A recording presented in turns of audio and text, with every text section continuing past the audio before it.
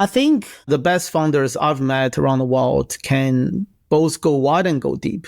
And I also require my direct report, the leadership in Airwallex, can both go wide and go deep. A lot of people kind of challenge me on like blockchain or crypto. My answer is you cannot be faster than instant. You cannot be cheaper than free. So what problem are you solving?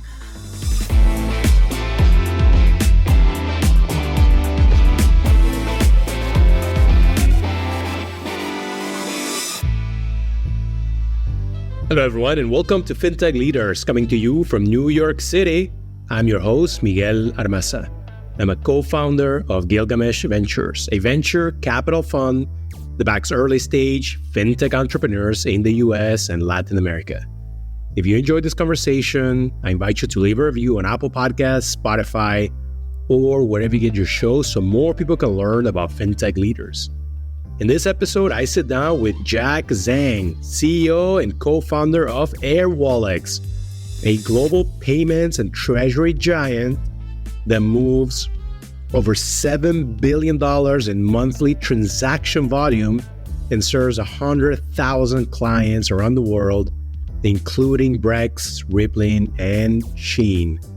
Founded in Melbourne in 2015, Airwallex was last valued at $5.5 billion and has raised almost $900 million from Sequoia, DST, SquarePeg, Greenoaks, Mastercard, Tencent, Salesforce, and many more. In this episode, we discuss how opening a coffee shop led him to co-found a global payments network, why Airwallex prioritizes people with great leadership skills who are also technical and can code, the impact of AI in financial services and new risks of AI-powered financial fraud, partnering and working with almost 100 banks around the world, and a lot more. Jack, welcome to Fintech Leaders. Glad you're joining us all the way from Hong Kong, if I have it right. Is that correct? Yeah, thanks for inviting me to this podcast.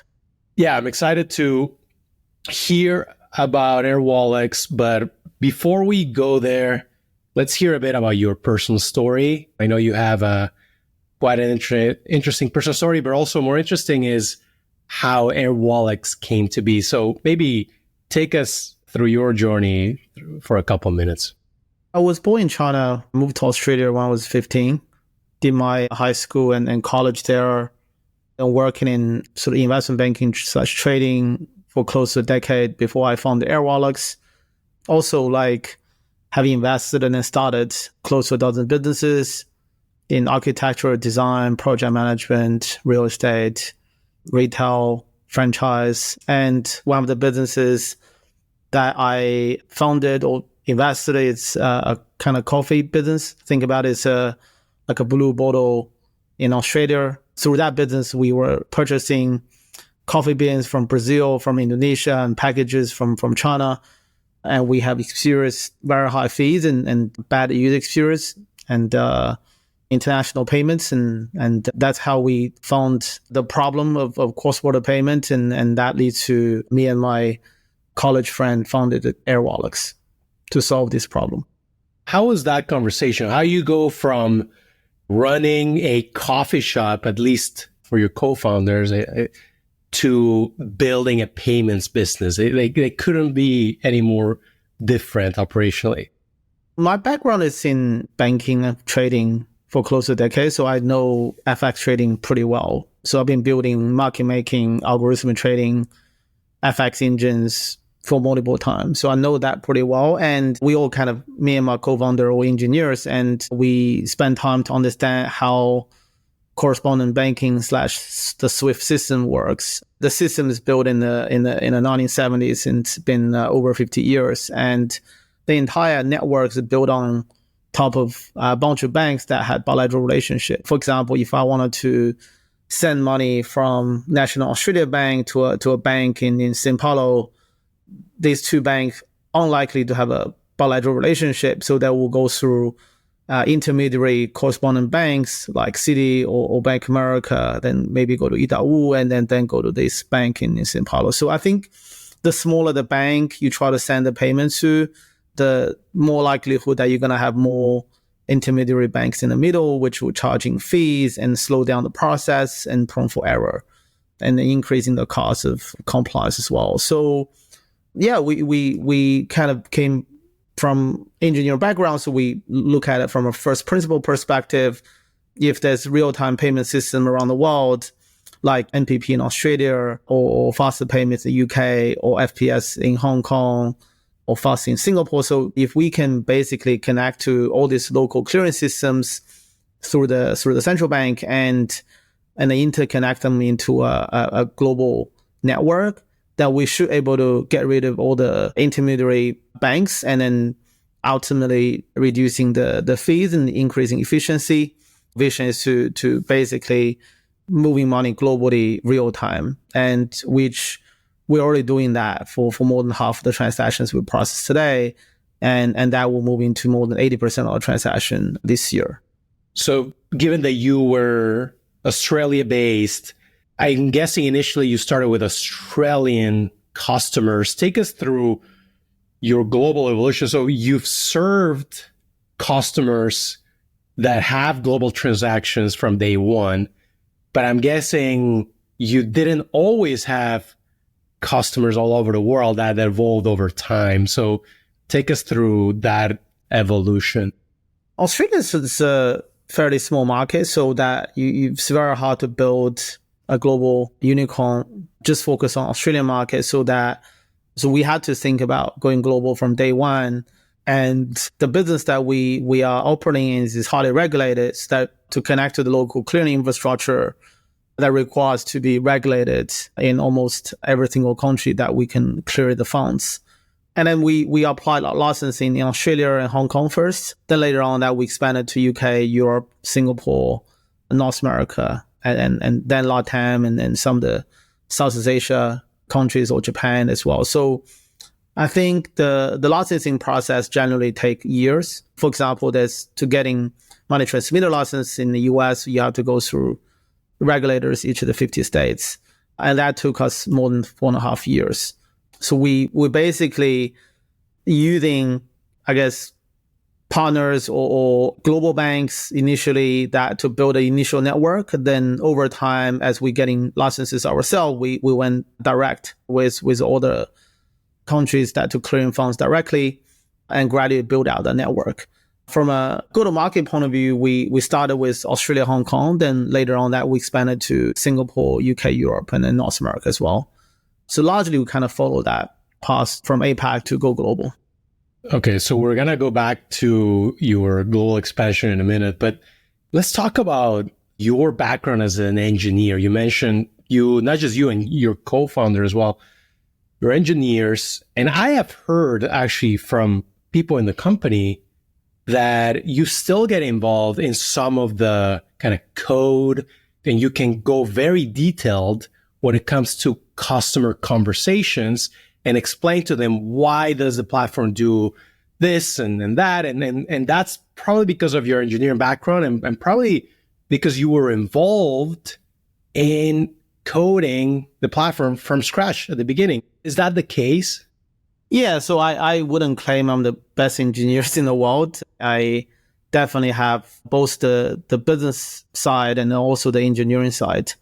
And I oversee our product and commercial in the company, and then to a certain extent, the regulatory stuff as well, and licensing, and partner with our general counsel. And my co-founder / CTO lead more the engineering side. I only coded for the first year when we founded Airwallex, and I haven't wrote code for the last 8 years, unfortunately. And I'm still quite involved in customer conversations and design and product design and API design. So that's meant just sort of providing a best sort of customer experience. And then I'm very deeply involved in that. What advantages does it bring to have a CEO who is also an engineer? It's not the most frequent. It happens, but it's not super frequent. Yeah, I think the best founders I've met around the world can both go wide and go deep. And I also require my direct report, the leadership in Airwallex, can both go wide and go deep.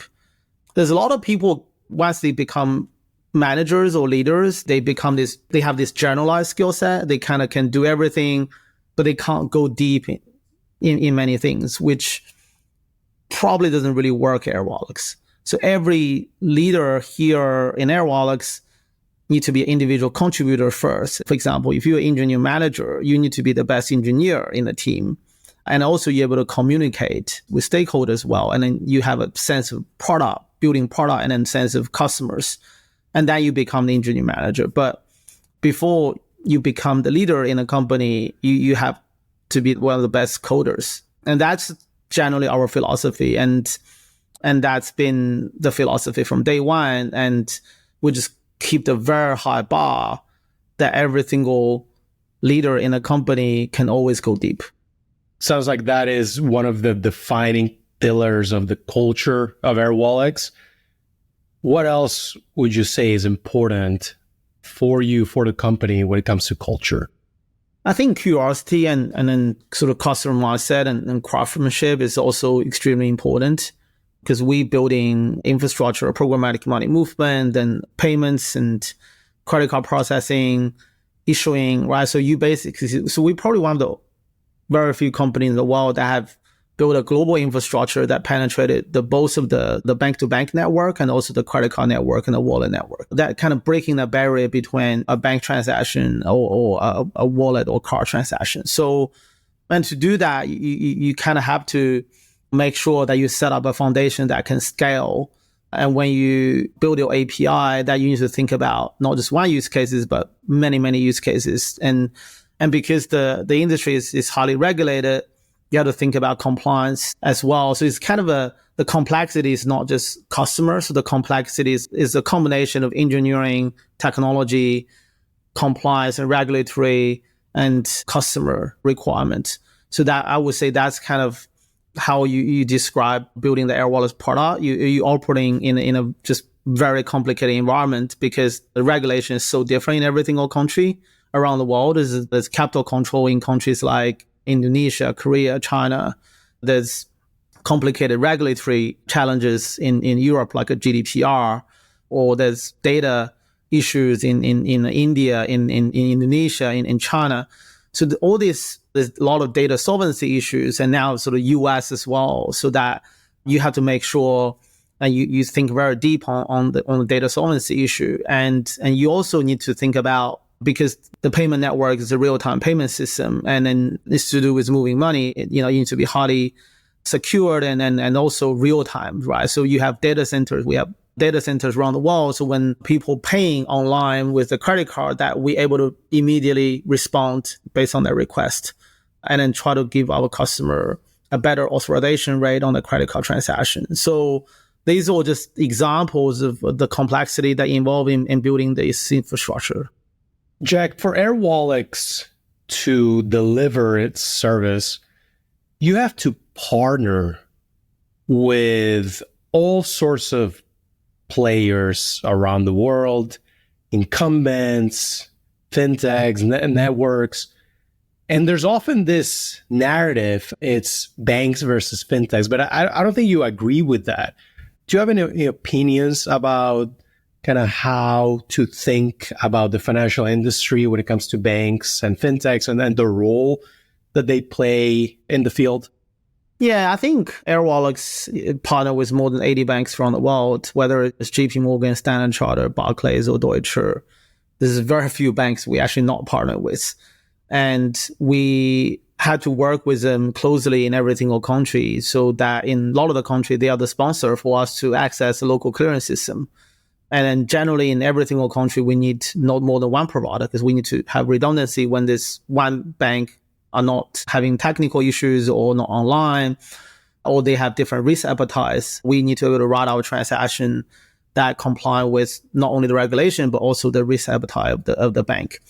And for us to build such strong partnership with so many banks around the world, we have to be fully transparent, highly compliant with our approach, and then also kind of keep a very reasonable risk appetite in our customer base and the type of flow that we supporting that so that our network can scale. We went from doing a couple $1 million transaction in early 2018 now to close to $7 billion on a monthly basis in terms of transaction volume. And this is only in a matter of 6 years, right? So it took 3 years for us to build network and then kind of bootstrap the network. But once you're able to do that and it's highly scalable. I think that's kind of the way I think about the partnership with banks. And I think ultimately the banks in the sort of a balance sheet business where Airwallex is in a transaction and software, but we all kind of have our role to play that I think we are better than the incumbents in sort of delivering a better customer experience. For example, if you get onboarded or KYC by Airwallex, you can create bank accounts around the world to immediately start transacting where the infrastructure is actually powered by 80 plus banks, right? And ultimately we partner together to delivering the much better experience for our customers. If you're a merchant in Australia, you wanted to sell in the US, you can have a bank account immediately. You can issue a corporate card, whether in US dollar or in Aussie dollar, if you want to pay the vendors or software subscriptions. You have the software stack to manage your treasury, your cash. You can invest in the multi-currency sort of AAA graded JP Morgan money market fund to manage your cash. You can, if you wanted to sell online as well on Shopify, for example, we allow you to process your credit card transaction and through wallet as well. So you kind of have that single platform with a kind of unique proposition of that enable you to operating globally, that everything you need from a sort of payments and finance point of view, that you can access that through Airwallex without kind of going through multiple platforms traditionally. I think that's the value that we kind of differentiating from banks and then also how we partner with banks. So part of the story today of Airwallex is that you've grown in complexity and you've measured regulation a couple times already. And being global means you have to deal with all sorts of financial regulators. Maybe tell us about that approach and what kind of relationship do you have, if any, with different regulators, and what have you learned about dealing with different regulation around the world? Yeah, that's an interesting question because we regulate in like so many different markets, right? Australia, New Zealand, Singapore, Hong Kong, China, India, Japan, UK, Europe, Canada, and US across 50 states. And we bought companies in Mexico, for example. So then also a lot of the countries that we cannot apply license, for example, Mexico, we want to speed up the licensing process. We bought a company in Hong Kong. They generally don't issue new licenses. In China, it's the same.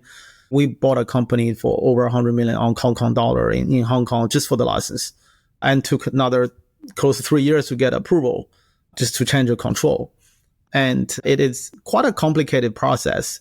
In Australia, we are regulated by both AUSTRAC and ASIC, and we are going to be regulated in the future by APRA and RBA, which is the central bank. So you kind of think about in one country, you have 4 regulators. And in Hong Kong, we're regulated by as MSOs, so money service businesses, but also we have a store value facility, which is a wallet license regulated by Hong Kong MA. We are also getting an investment license going to be regulated by SFC. So it is a very complicated regulatory infrastructure, which is kind of our superpower because we're so good at building product, building innovation, but at the same time, keep it transparent with the regulators and complying with the laws and the regulations around the world. I think the biggest lesson there is to just full transparency and then that not sort of withhold any information so that kind of surprise later so that you're not building that trust and confidence with different regulators around the world. So we're very sort of generally proactive in our approach of meeting regulators and communicating with regulators, and then also being transparent about our approach to launching the product. And that I think that's largely how we are able to build a very kind of, I would say, great relationship with different regulators around the world. Speaking of regulators, something that some central banks around the world have been spearheading is real-time payments networks. We have UPI in India, we have Pix in Brazil, and several others that you've actually mentioned. Now, these are at a local level. Some of these real-time payment networks are actually about to become interoperable, and they might start becoming real-time payment networks that are also crossing borders. In a world where that becomes table stakes, how does that change the landscape? I think we have already integrated with all the real-time payment systems around the world. I mentioned a couple and you mentioned a couple as well, like NPP, faster payments, SEPA Instant, now FedNow in the US, and then UPI India, Pix in Brazil, etc. Right? So Interact in Canada. So there's so many out of them now that we already kind of fully integrated. So that I think as a fintech, we're innovating faster and we focus on the customer experience a lot more than incumbents. And we're able to faster to the market so that we're able to get more market share as a leader in this space. I see this cross-border kind of partnership as well, but I haven't seen anything that meaningful yet because essentially you're talking about a couple of countries work together, a couple of central bank work together. So it's quite a complicated process and it's going to be very slow. So I think ultimately it might happen, but in a sort of small scale, I can't see any signs of sort of large scale global cooperation in the current sort of super complicated geopolitical landscape. So you're telling us Airwallex is that glue amongst all the local real-time payment networks? Correct. So essentially, we're not only just connecting to the RTPs, which is the real-time payment networks, but we're also connecting to the ACH, the RTGS equivalent in the world, right? So that you have the option to use both RTP, because some of the RTP have limit on the transaction amount, sort of size. And then you need to fall back into the ACH of the world. And then sometimes you need transacting even larger amount real time. You need to use the RTGS of the world. I think that it's not just simply like using RTP. I think it's just about providing that optionality for our customer to serve the purpose of that transaction. And also that it's not just the access of the network. It's right. You also have to build orchestration layer on top of that. We have a large customer in the US called Rippling, which is a payroll business. We help them to launch international payroll in like UK, Australia, etc. That we need to providing them API to onboarding customers onto their platform. So we basically provide embedded onboarding because we're the regulated entity. So we basically leveraging our regulatory infrastructure to help them to onboarding customers. Then we allow them to connecting the external bank account of that customer to pull money through direct debit to fund the payroll. And some of the payroll is domestic, some of the payroll is cross-border. So you could do FX or you could just do straight payout to fund the payroll. Then sometimes you need to cancel some of the payrolls, and the direct debit failed. You need to figure out maybe how to delay the transaction. So it's quite a complicated, and you have to do reconciliation as well, which is cross-currency reconciliation. So it's quite a complicated orchestration layers on top of the money movement network. And sometimes you need to fund it not just through bank account, you need to fund by credit card, you need to fund by wallet. It is a lot more complicated than people kind of think. And then you have fraud issues. You have to do transaction monitoring. You have to do name screening, risk management. So there's so much more you build around it on top of this money movement infrastructure. I want to go back to talk about the complexity, but from a slightly different point of view. And that's more about a complex organization with 1,400 employees. How do you keep everyone focused and rowing in the same direction? I've heard Elon Musk describe it as he thinks of an employee as a group of vectors, and he just tries to keep every vector pointing in the same direction. How do you achieve this at Airwallex? Because we in so many countries, is very distributed, so it's so multicultural, so diversified, and the only way to do that is basically become like loosely coupled and kind of localize as much as you can. So we using kind of a general manager model. So we have a general manager for EMEA, general manager for Americas, and general manager for APAC. So our general manager is unlike in a traditional global company, you manage sales. So our general manager is more like a mini CEO of the region. So they managing marketing, legal, compliance, regulatory relationship, looking at M&A opportunities. So they kind of like almost like an independent operating company, but highly aligned on the vision but loosely coupled in terms of day-to-day operation. Jack, we cannot have this conversation without talking about AI and AI's impact on the future of fintech and financial services. Maybe tell us, first of all, how are you leveraging some of this latest, I'm talking the last 18 months, right? Some of this latest innovations that have become very visible, mainstream within the company, within Airwallex, and then we can talk more macro. Yeah, I think the impact of AI is going to be a lot more on the software side than the infrastructure side. I think end of the day, money movement is moving a dollar from country A to country B. The ultimate experience is real time and is free, which we already achieved that. We're moving close to actually $200 billion this year. And that over 80% of the transaction going to be real time. And we're doing that for customer for free right now. So a lot of people kind of challenge me on like blockchain or crypto. My answer is you cannot be faster than instant. You cannot be cheaper than free. So what problem are you solving? I think on AI, I think the biggest impact is on the software layer and also the operating of the company. So there's different Copilot that we are building in Airwallex is that you can have Copilot running code faster. You can build much better customer support. You can have AI assistant almost for every single role in the company. You could have a tech support AI that, for example, I'm a new employee. I started in a company today. I can't find this stuff. I don't know how to install this software. I just asked the tech support AI, right? How to get me better onboarded. I'm a salesperson. I wanted to understand the product of the company. Then I just asked the product AI to kind of give me a board of knowledge that I used to have to spend days to figure out where those information get located. And you have to kind of ask your friends or your colleague in the company to kind of tell you where that is. Now the AI can do most of the work for you. So the learning curve is become much shorter. The efficiency become much greater.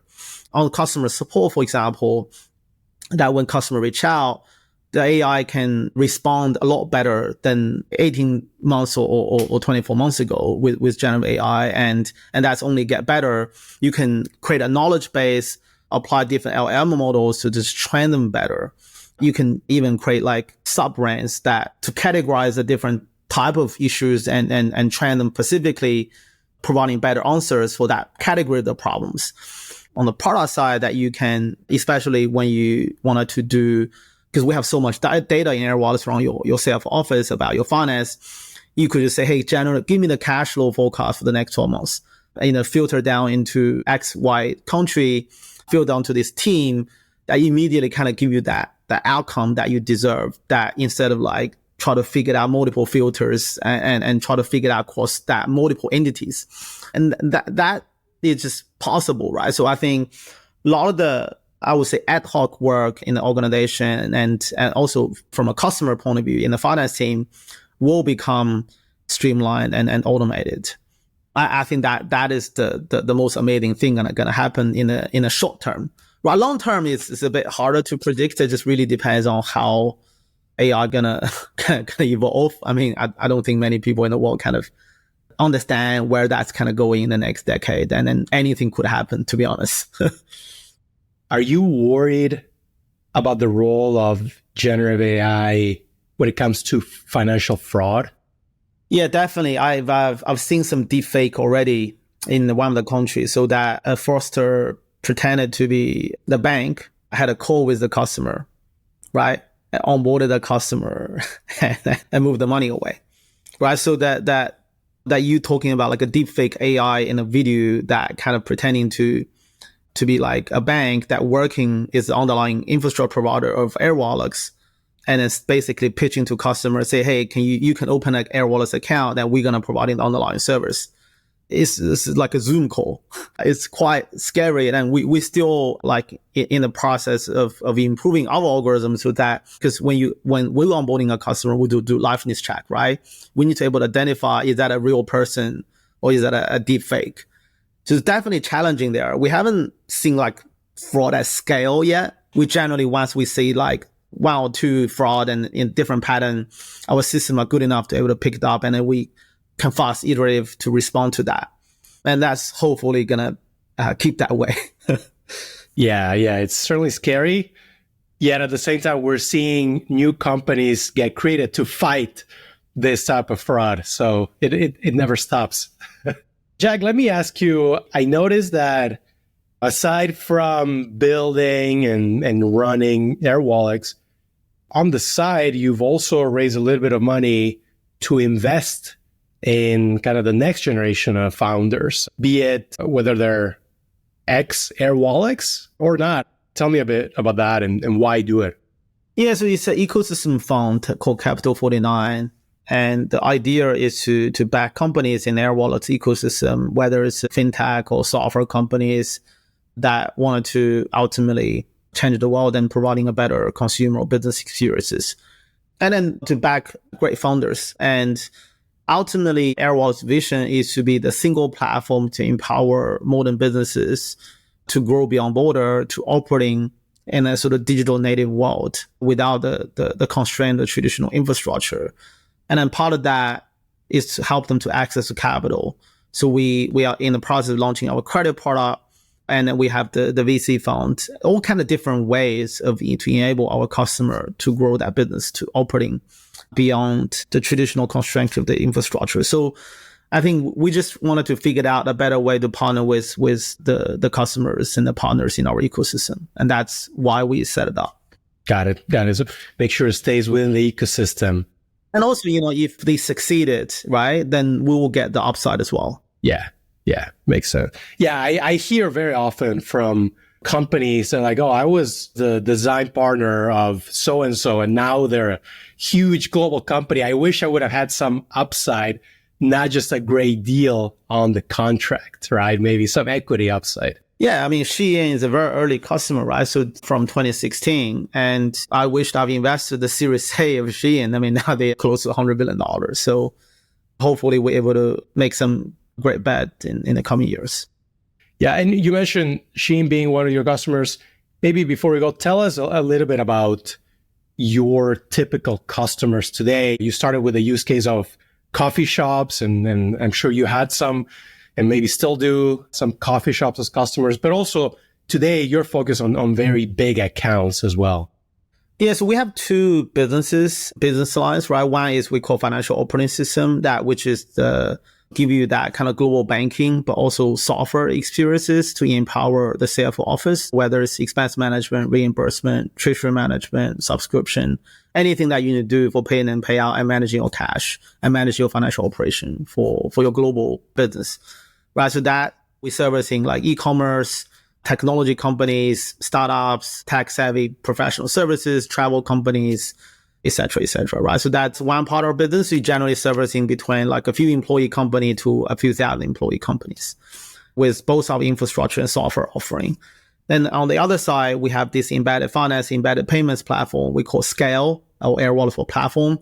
That is to enable company like Brex or Replaying or Jeeves or Airbase, Gusto or Build.com, these type of companies to build product and services for their customers globally. We have enabled great companies like different payroll companies, fintech companies, marketplaces, all sort of with very complicated money movement and regulatory sort of complexity as well, that to help them to go global and then build a better customer experience for their customer, right? So that's also been quite successful globally for us. Well, Jack, thanks for taking the time at a late hour from Hong Kong, and congratulations on the journey of Airwallex so far. I know it's almost your 10-year anniversary. You're about 9 years there, but it sounds like this is just the beginning. Yeah, thanks for the opportunity for me to chat. And I think generally people, so I say this to a lot of my friends and investors. So generally people think, fintech is a massive market, right? There's a lot of opportunities, but they generally don't realize fintech is also a low margin, highly complicated business. And then to creating a scalable, sort of profitable fintech business, you need massive scale, because for you build something, you need to deal with a lot of risks. You need to deal with transaction monitoring, you need to deal with regulatory, you need to build like ledger system, core banking system. And obviously there's more and more tools out there to help you to solve some of these problems, especially in the United States. But to do this globally, you still have to build a lot of this stuff in-house, especially when you want to achieve the best customer experience. So again, fintech it's something that if you wanted to create a massive business, you need scale, all the capital to do so. I think we quite fortunate. We in a position that we can scale now with kind of a bit of a network effect. So I think also people generally underestimate the upside once you have scale for fintech. I think there's a dozen fintechs out there in the world. I believe that a lot of them are going to become $100 billion businesses in the next decade and 20 years. It's slower than some of the traditional companies or startups, I would say, like Airbnb or TikTok. They consumer business generally have a bit of a viral effect, where a lot of the fintech, especially B2B fintech, it took longer, but it's massive upside over the next decade. I think also people underestimating the ability for those companies to scale. I love that. It's a dose of optimistic realism. It's hard not to be optimistic and bullish about fintech, but also you got to be aware of the limits and boundaries of fintech. Being a regulated business, you can't just move fast and break things. Yeah, exactly. All right, Jack. Thank you so much. Thanks, Miguel.